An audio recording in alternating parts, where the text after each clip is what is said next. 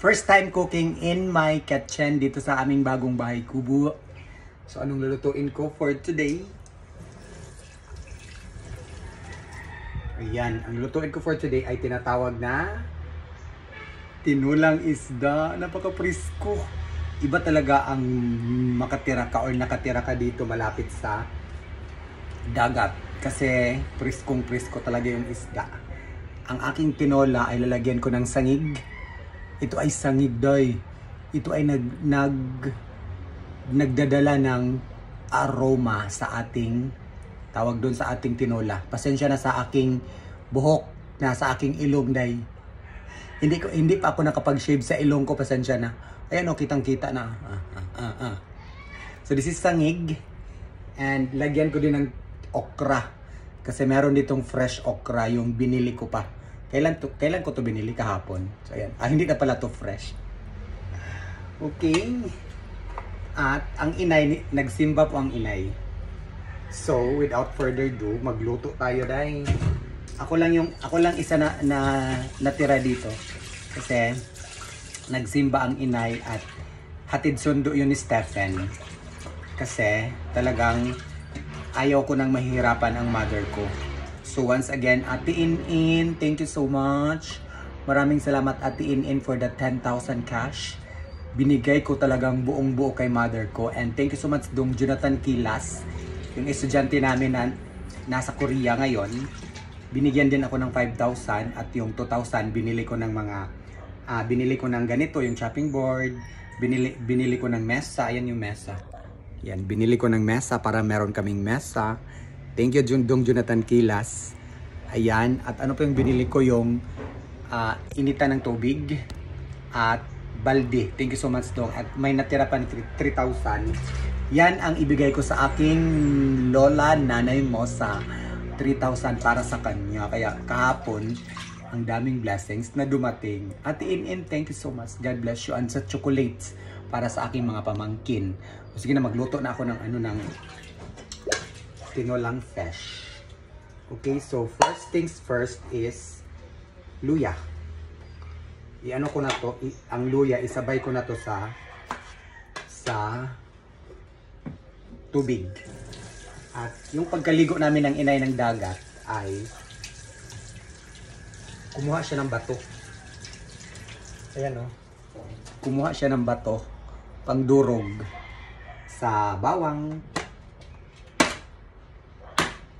Kasi iba kasi pag dudurugin siya. Kasi meron talaga siyang pag dudurugin siya ng ganon, ay masasabi mo talaga na lalabas yung kanyang katas ng luya ba ngayon or bawang. Bawang na lang muna.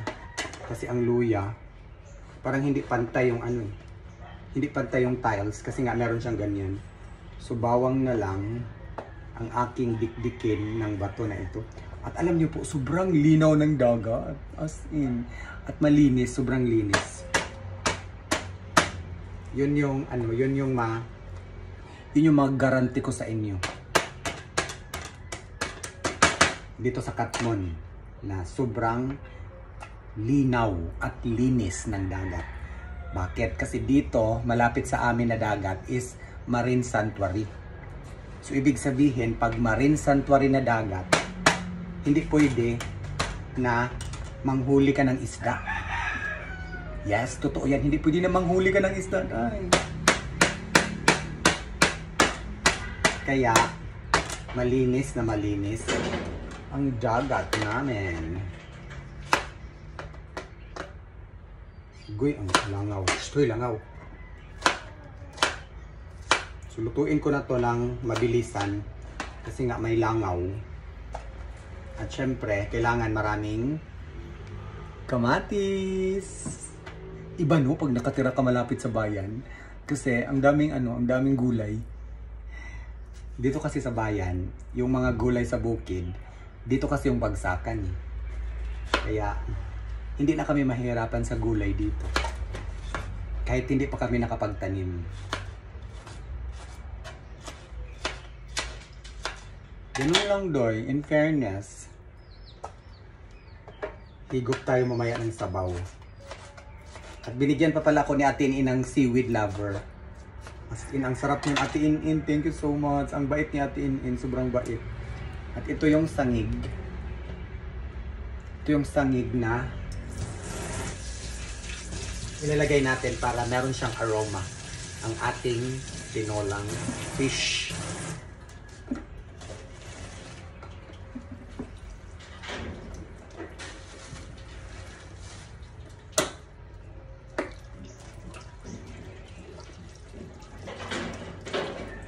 At next week ay magsimula na akong magpatanim ng magsimula na akong magpalinis kasi hindi pa yan nalilinisan lahat diyan eh. Yung aking proposed vegetable garden. Hindi pa siya nalinisan ng bonggang-bongga kaya ipalinis ko muna. So hatiin natin ito kasi malaki eh.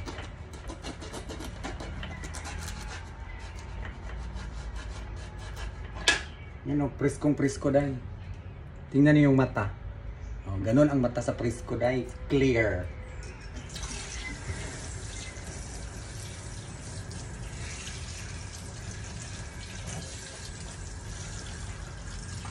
At ang kagandahan dito rin, as in sobrang lakas ng tubig.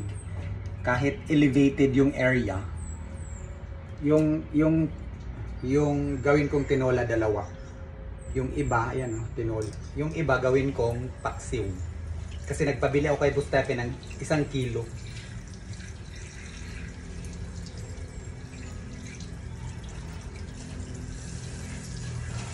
Kahit elevated yung namin, yung area namin dito, malakas pa rin ang tubig. Yes, darling.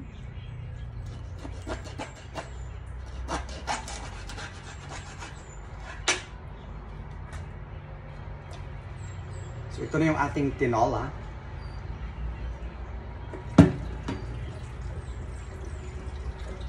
Mabilis lang itong lutuin.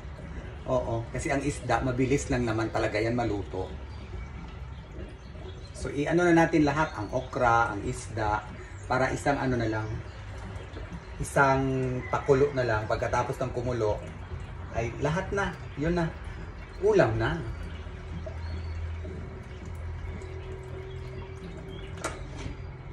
And then ang okra,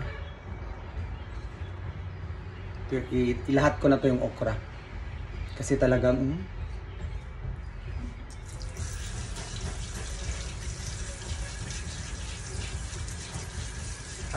tinola na may okra.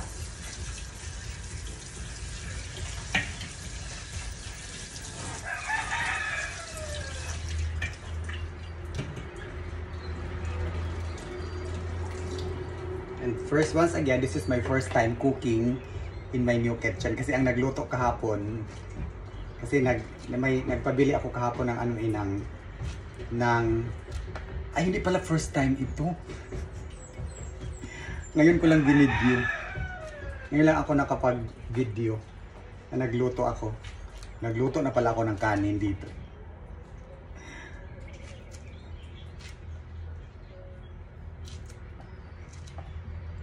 Kinabuhi pa samtang ako may So ito na, lagyan natin ng asin. Wait. Let's put some salt para isaing na natin. Salt natin is Himalayan pink salt. Tansya lang.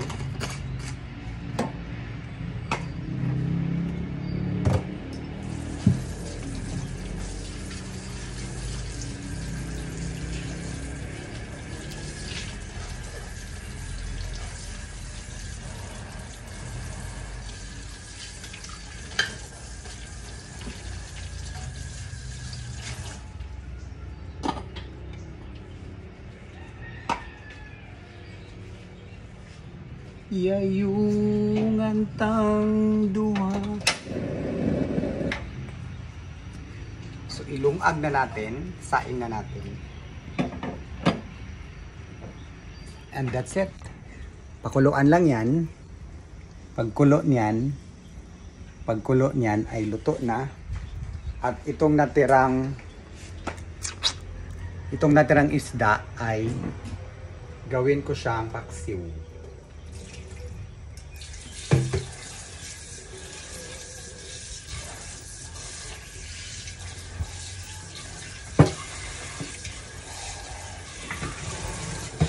Di ba ang lakas-lakas ng tubig, no? Sobrang lakas ng tubig.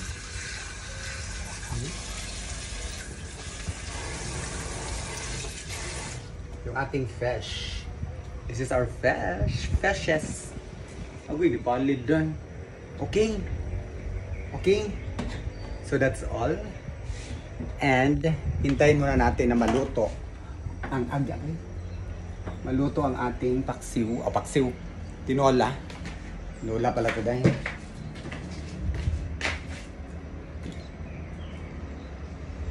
At ito yung mesa. Thank you Dong Jonathan for the mesa. And then, habang nagluto ako dahil, this is the view. Dagat yan. Diba? Dagat pa more. Umulan kagabi. Ang lakas ng ulan kagabi. Yeah, perfect talaga siya na kailangan ng magtanim. Okay? So happy Sunday everyone. Enjoy your weekend with your family. Because today's Sunday and long holiday sa Pilipinas. Kasi bukas ay local election. Tapos All Saints Day and also All Saints Day and All Souls Day, November 1 and November 2. Ingat! So yan yung aming view. Diba dagat yan dahil? Dagat pa more. Dagat na des. Maganda ang panahon ngayon. In fairness. Luto muna ako ha. With the paksiw.